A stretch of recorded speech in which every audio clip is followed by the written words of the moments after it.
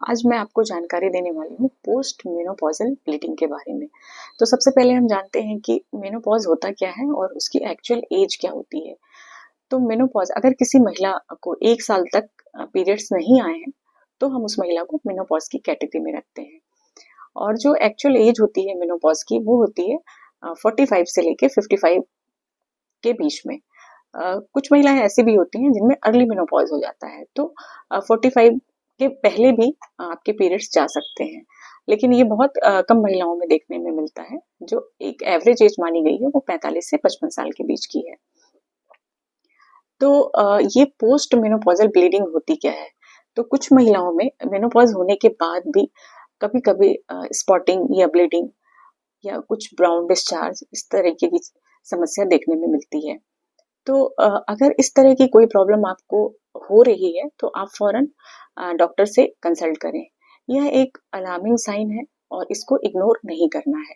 या बहुत ही ज़्यादा मात्रा में अगर वेजाइनल डिस्चार्ज हो रहा है और बहुत ही फॉल स्मेलिंग डिस्चार्ज है या फिर उसका कलर कुछ चेंज आपको दिख रहा है, तो भी आप इसको इग्नोर ना करें। यह एक बड़ी बीमारी का सिग्नल हो सकता है। तो हमें करना क्या है? अगर इस तरह की कोई भी समस्या हमें हो रही है तो हम फौरन डॉक्टर को दिखाएं। और ज़रूरी नहीं है कि इस तरह की अगर कोई समस्या हो रही है, जैसे मेनोपॉज़ होने के बाद अगर आपको ऑन एंड ऑफ ब्लीडिंग या स्पॉटिंग हो रही है, तो वो एंडोमेट्रियल कार्सिनोमा ही हो। लेकिन जो पहली चीज़ दिमाग में आती है या पहली डायग्नोसिस हम बनाते हैं, वो एंडोमेट्रियल कार्सिनोमा का ही डायग्नोसिस होता है। और उसके लिए हम जो बच्चेदानी होती है, उसकी बायोप्सी लेते हैं, जिसको हम एंडोमेट्रियल बायोप्सी कहते हैं। और कुछ महिलाएं ऐसी होती हैं जिनमें बच्चेदानी की परत उनकी बढ़ जाती है, जिसको एंडोमेट्रियल हाइपरप्लेसिया कहते हैं। तो उसकी वजह से भी ब्लीडिंग ऑन एंड ऑफ होती रहती है। या फिर अगर यूट्रस के अंदर पॉलिप बन गए हैं, जिसको एंडोमेट्रियल पॉलिप कहते हैं, तो उसकी वजह से भी यह समस्या हो सकती है। तो इसमें डरने या घबराने की कोई भी ज़रूरत नहीं है।